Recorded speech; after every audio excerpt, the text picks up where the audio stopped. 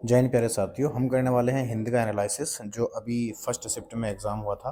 देखना हिंदी का पहला ही सवाल यहाँ पर है कि आधुनिक मानव विकास को सर्वांगीण नहीं कहा जा सकता क्योंकि, तो इसका ऑप्शन नंबर डी बिल्कुल सही हो जाएगा कि साहित्य, धर्म, कला आदि मानव चेतना से निर्वासित है। ठीक है भाई, ये एक गद्यांश दिया गया था, उसके हम क्वेश्चंस कर रहे हैं। दूसरा था इसमें कि अणु विस्फोट को मानवतावादी की मर्यादा देखना तभी संभव है जब व्यक्ति की जब व्यक्ति क्या हो कि क्षुद्रता, ऑप्शन नंबर 20 का आंसर हो जाएगा कि क्षुद्रता को राष्ट्र की क्षुद्रता न बनने दिया जाए।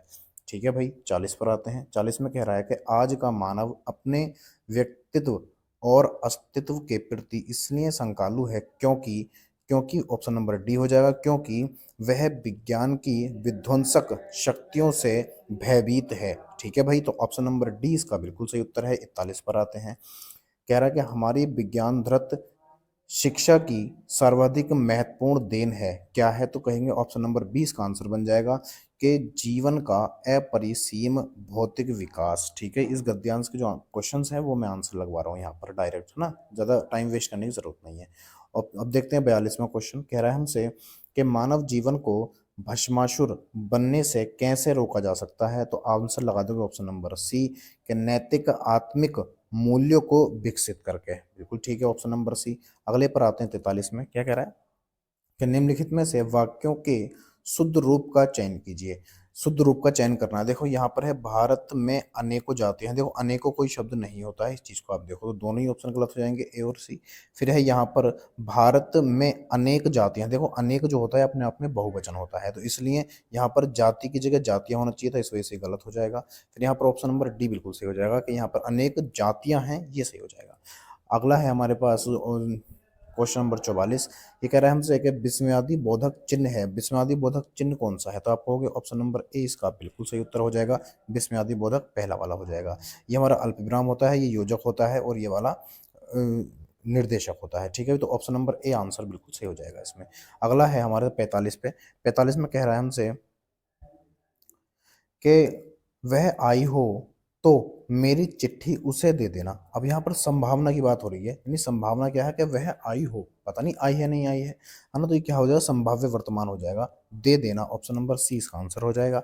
फिर है असोच और असोच। देखो असोच में क्या है, जिसमें पहला वाला है तो असोच मतलब बिना सोचा हुआ, असोच मतलब बिना सोचा हुआ, और अशोच मतलब अशुद्ध। यहाँ पर ऑप्शन नंबर 20 का बिल्कुल सही उत्तर हो जाएगा। ठीक है भाई, अगले में देखना क्या है। अगला है अपने पास यहाँ पर, ये कह रहा है कि आग लगने पर कुआं खोदना, ये एक लोक उक्ति है। इसका आंसर बनेगा कि आग लगने पर कुआं खोदना, संकट के समय बचाव के लिए सोचना। ऑप्शन नंबर सी इसका बिल्कुल सही उत्तर हो जाएगा। फिर हम आते हैं अगले सवाल पर 48। इसमें कह रहा है कि जिसे सरलता से पढ़ा जा सके, जिसे सरलता से पढ़ा जा सके। तो देखो सुपाठ्य, पाठ्य होता है पढ़ना, और सु मतलब और अच्छे से पढ़ना, तो ऑप्शन नंबर 20 का आंसर हो जाएगा।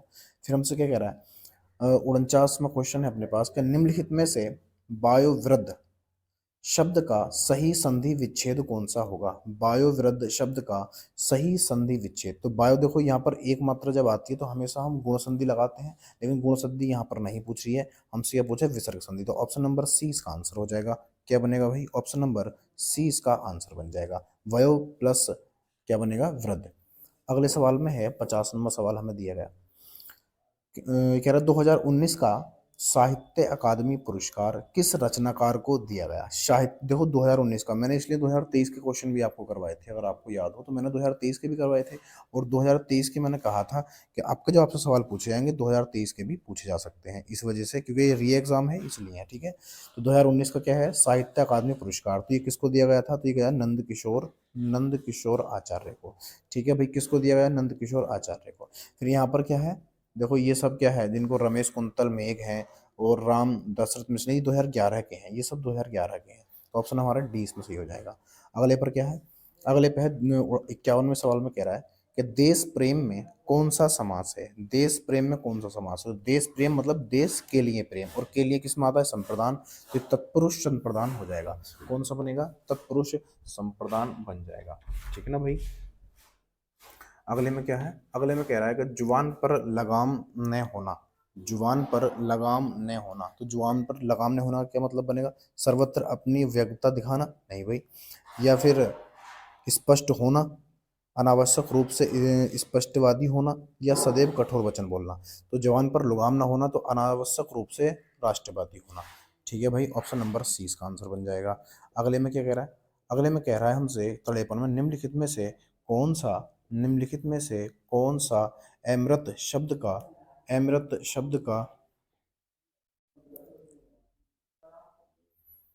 निम्नलिखित में से कौन सा अमृत शब्द का पर्यायवाची शब्द नहीं है? तो अमृत का कौन सा नहीं है? तो आप देखो, अमेय भी होता है, सुधा भी होता है, सोम भी होता है, लेकिन क्षीर नहीं होता। क्षीर किसका होता है? तो क्षीर होता है खीर का।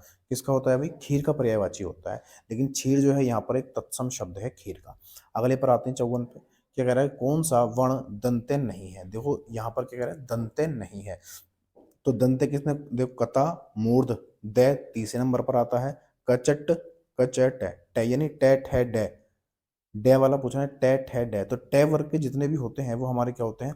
दंते हो जाते हैं। ठीक है भाई, तो ते, थे, दे, ध ये आएगा, टे नहीं आएगा। क्या नहीं आएगा? टे। तो ऑप्शन नंबर ए इसका आंसर हो जाएगा। ये दंते नहीं होता। कचट, तप, कचट ये तीसरे नंबर पर आता है, जबकि दे जो आता है, कता, मूर्ध, ये चौथे नंबर पर आता है। ठीक है भाई, तो ये तीसरे नंबर पर है, तो ऑप्शन नंबर हमारा क्या बनेगा? ये बिल्कुल सही उत्तर हो जाएगा। फिर 55 में कह रहा है कि निम्नलिखित में से कौन से शब्द में उपसर्ग नहीं है?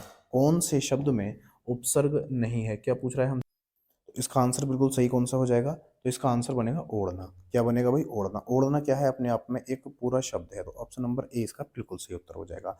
अपवाद में अप बन जाएगा, पराज्य में पर बन जाएगा, है ना, परा बन जाएगा, और प्रभाव में प्र बन जाएगा। ठीक है भाई, तो ऑप्शन नंबर इसका ए हो जाएगा। ओढ़ना अपने आप में एक ऋण शब्द बन जाएगा। 56 पर आते हैं। कह रहा है कि समास का शाब्दिक अर्थ क्या है? समास का शाब्दिक अर्थ क्या होता है? क्या होता है भैया? तो क्या पूछ रहे हैं हमसे?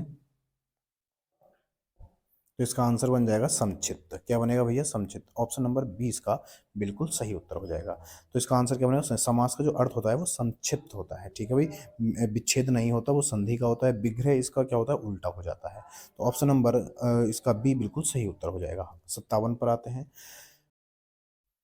देखना 57 में क्या कह रहा है। 57 में कह रहा है हमसे, किस वाक्य में अच्छा शब्द का प्रयोग विशेषण के रूप में हुआ है? विशेषण के रूप में हुआ है मतलब ये किसी न किसी संज्ञा या फिर सर्वनाम की क्या बता रहा होगा?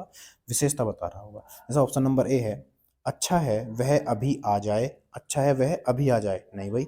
तुमने अच्छा किया जो आ गए। तुमने अच्छा किया जो आ गए, ये भी नहीं होगा। वह स्थान बहुत अच्छा है। अब यहाँ पर देखो, ये अच्छा जो है, अच्छा क्या है? स्थान। और स्थान की क्या बता रहा है? ये विशेषता बता रहा है ना। तो स्थान यहाँ पर क्या बनेगा? एक संज्ञा शब्द बन जाएगा, और अच्छा यहाँ पर विशेषण होगा। ऑप्शन नंबर सी इसका बिल्कुल सही उत्तर हो जाएगा। अगले पर क्या है?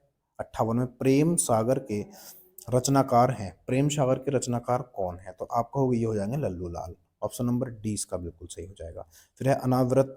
अनावर्त। अनावर्त शब्द का समभिन्नार्थक क्या है? समभिन्नार्थक क्या है? तो अनावृत का पूछा है हमसे, तो अनावृत मतलब जो दोहराया हुआ, जो न दोहराया हुआ। ऑप्शन नंबर 20 का हो जाएगा, न दोहराया हुआ। ठीक है भाई, अनावर्त का मतलब होता है न दोहराया हुआ। अगला क्या है? निम्नलिखित में से कौन सा शब्द पुल्लिंग है? निम्नलिखित में से कौन सा शब्द पुल्लिंग है? तो यहाँ पर देखो, रीति मैंने होता, होता है तो पुल्लिंग, होती है तो स्त्रीलिंग। ये बताया मैंने आपको। ये बात तो रीति होती है, क्षमा होती है, घटना होती है, लेकिन क्षेत्र होता है तो पुल्लिंग। ऑप्शन नंबर डी सही हो जाएगा। अगले में क्या है? अगले में कह रहा है हमसे, क्या भूलूं क्या याद करूं, हरिवंश राय बच्चन की आत्मकथा श्रृंखला का कौन सा भाग है? तो ये पहला भाग हो जाएगा। नीड जो है इनका चौथा भाग, दूसरा भाग हो जाता है। ठीक है भाई, अगले पर देखना। 62 में क्या कह रहा है? 62 में है, हिंदी भाषा के लिए साहित्य अकादमी पुरस्कार के प्रथम विजेता कौन है? तो हिंदी भाषा के साहित्य अकादमी पुरस्कार के प्रथम विजेता कौन है? तो आप कहोगे ये बन जाएंगे भैया माखन लाल चतुर्वेदी। कौन? माखन लाल चतुर्वेदी बन जाएंगे। सुमित्रा नंदन पंत जो है, ये ज्ञानपीठ पुरस्कार के हो जाएंगे। ठीक है, तो आंसर क्या बनेगा इसमें? डी बन जाएगा। कोई दिक्कत नहीं होनी चाहिए। अगले पर आते हैं। क्या पूछ रहा है? पहला है, पहला क्या रखा गया? सदा एक वचन में प्रयुक्त होने वाला शब्द कौन सा है? एक वचन में प्रयुक्त। देखो, प्राण और बाल बहुवचन में होते हैं, होश और लोग बहुवचन में, हस्ताक्षर और जनता। हस्ताक्षर बहुवचन है लेकिन जनता एक वचन है। वर्षा और जनता इसका आंसर बन जाएगा। Option number D. अगला है हमारे पास, राजा शब्द के लिए पर्यायवाची शब्द चुनिए। राजा शब्द के लिए तो देखो, यहाँ पर लंकेश, रघुवीर, गोविंद एक हो जाएंगे, लेकिन नरेंद्र क्या होता है इसमें? राजा शब्द का पर्यायवाची होता है। अगला क्या है? 65 में, 65 में कह रहा है हमसे कि निम्नलिखित में से मूक का अनेकार्थी शब्द कौन सा है? मूक का अनेकार्थी शब्द कौन सा नहीं है? तो यहाँ पर कौन सा नहीं है? तो शांत भी होता है, चुप भी होता है, गूंगा भी होता है, लेकिन विवश नहीं होता। विवश क्या होता है? विवश होता है किसी के वश में होना। अगला क्या है? अगला है हमारे पास 66। निजवाचक सर्वनाम का प्रयोग किस वाक्य में हुआ है? निजवाचक का अर्थ होता है जो स्वयं करता हो किसी काम को। तो आप भला तो जग भला, आप भला तो जग भला, ऑप्शन नंबर ए इसका बिल्कुल सही हो जाएगा। यानी खुद अगर ठीक हो तो सब ठीक हो जाएगा, है ना। स्वयं की बात यहाँ पर होती है। अगले में क्या कह रहा है? अगले में है किसी एक में ही आस्था रखने वाला वाक्यांश के लिए एक शब्द बताइए। तो इसका ऑप्शन क्या बनेगा? ऑप्शन बनेगा इसका अनन्य। इसका क्या बनेगा? अनन्य बन जाएगा। किसी एक में ही आस्था रखने वाले को क्या बोलते हैं? अनन्य बोलते हैं। ठीक है भाई, अगले पर आते हैं। अगले में कह रहा है हमसे कि निम्नलिखित शब्दों में प्रयुक्त निम्नलिखित शब्दों में प्रयुक्त प्रत्यय किस विकल्प में ठीक ठीक प्रदर्शित किए गए हैं? ठीक है भाई, क्या बोल रहा है कि जो हमें शब्द दिए हैं इसमें जो प्रत्यय हैं वो सही सही कौन से हैं? देखो यहाँ पर धमाका है तो धम प्लस आका बनेगा। आका बनेगा तो आका कहीं पर है ही नहीं, एक ही ऑप्शन में, ऑप्शन नंबर डी में। ये हमारा आंसर हो जाएगा। सही है भाई। लड़ाकू में लड़ प्लस आकू बन जाएगा। उड़ाक, उड़ाक में क्या बनेगा? उड़ाक में क्या बनेगा दोस्त? तो उड़ाक में बनेगा आक बन जाएगा। ठीक है भाई। और छिलका में क्या बनेगा? छिलका में का बन जाएगा। तो ऑप्शन नंबर डी इसका बिल्कुल सही उत्तर है। अगले में क्या कह रहा है? अगले में कह रहा है हमसे कि शुद्ध वाक्य का चयन कीजिए। शुद्ध वाक्य का चयन कीजिए। वो कह रहा है हमसे साहब ने कहा कि, यहाँ पर उद्धरण चिन्ह होना चाहिए था। ठीक है भाई। तो किसी को अंदर न आने दिया जाए, तो ये गलत हो जाएगा। ऑप्शन नंबर ए हमारा गलत हो जाएगा। फिर अगले में क्या है? इस समय मोहन की आयु, देखो जो उम्र बतानी होती है तो वहां पर अवस्था का प्रयोग करते हैं, आयु यहाँ पर नहीं आएगा। आयु यहाँ पर नहीं आएगा। फिर अगले में क्या है? वे चाहे भले ही ना आए पर तुम्हें आना होगा। वे चाहे भले ही न आए पर तुम्हें आना होगा। तो इसका आंसर क्या बनेगा? आंसर बनेगा इसका मध्यकालीन युग में कलाओं की बहुत उन्नति हुई है। देखो यहाँ पर ऑप्शन सी क्यों नहीं बनेगा? क्योंकि यहाँ पर जो होना चाहिए अर्धविराम होना चाहिए था। आय के बाद अर्धविराम होना चाहिए था, इसलिए गलत हो जाएगा। फिर अगला सवाल है 70वां। 70 में कह रहा है हमसे एक और अजगरी ही लखी एक और मृगराय बिकट बटोही बीच ही पर हो मूर्छा खाए। एक जो एक कह रहा है कि एक तरफ तो अजगर है और एक तरफ क्या है? मृगराय है, यानी कि शेर है। तो दोनों तरफ आफत होना यानी भयानक स्थिति यहाँ पर पैदा हो जाएगी। ऑप्शन नंबर 20 का आंसर हो जाएगा। 71 में क्या कह रहा है? 71 में कह रहा है कि निम्नलिखित में से कौन सा शब्द अलंकार नहीं है? मैंने कई बार आपको कराए हैं, कह रहे शब्द अलंकार नहीं है, तो ये भी शब्द अलंकार होता है, ये भी होता है, ये भी होता है, लेकिन ऑप्शन नंबर ए नहीं होता। ये क्या है? एक अर्थालंकार होता है। ऑप्शन नंबर ए इसका बिल्कुल सही उत्तर हो जाएगा। 72 में क्या कह रहा है? 72 में कह रहा है हमसे 72 में कह रहा है कि जब दो व्यंजन एक साथ मिलते हैं तो उन्हें क्या कहते हैं? तो उन्हें क्या कहते हैं भाई? संयुक्त व्यंजन कहते हैं। ऑप्शन नंबर सी इसका आंसर हो जाएगा। अगम और आगम शब्द युग्म का सही अर्थ क्या होगा? देखो अगम और आगम, अगम मतलब जहां मुश्किल से पहुंचा जा सके तो वहां पर दुर्लभ हो जाएगा, वहां पर क्या बनेगा? दुर्लभ बन जाएगा। और आगम का अर्थ क्या हो जाएगा? उत्पत्ति। ऑप्शन नंबर 20 का आंसर हो जाएगा। ठीक है भाई, ऑप्शन नंबर 20 का बिल्कुल सही उत्तर हो जाएगा। अगले पर आते हैं। कह रहा है मैंने आम खा लिया है। देखो मैंने आम खा लिया यानी अभी अभी खाया, तो ऑप्शन नंबर बी आसन हो जाएगा। ठीक है भाई। पूर्ण भूतकाल में क्या होता है? मैंने आम खा लिया था या खा चुका था। ठीक है। और अपूर्ण में क्या होता? मैं आम खा रहा था। ठीक है, ऐसा हो जाता। और मैंने आम खा लिया ये सामान्य भूतकाल हो जाता। 75 में क्या है कि उपयोगकर्ता के बीच लगातार संचार को प्रोत्साहित करने के लिए किस सोशल मीडिया प्लेटफॉर्म में स्ट्रीट नामक सुविधा है? तो आप कहोगे ये स्नैपचैट के अंदर होती है। कहाँ पर? स्नैपचैट के अंदर होती है। तो ये कुछ हिंदी के सवाल थे जो मैंने आपके लिए यहाँ पर रखे हुए हैं। ठीक है भाई। और सब के सब क्वेश्चन मैंने वो बताए हैं जो बिल्कुल करेक्ट आंसर है इनका, और जो मैंने पढ़ाई भी है आपको, मैंने इनकी प्रैक्टिस बहुत कराई थी। ठीक है भाई। तो वीडियो पसंद आया तो लाइक शेयर सब्सक्राइब करके जरूर जाना। बाकी जो जीएस की क्लास है मैं अगली वीडियो पर बना दूंगा। ठीक है ना भाई। तो आज के लिए इतना ही रखते हैं। जय हिंद, जय भारत।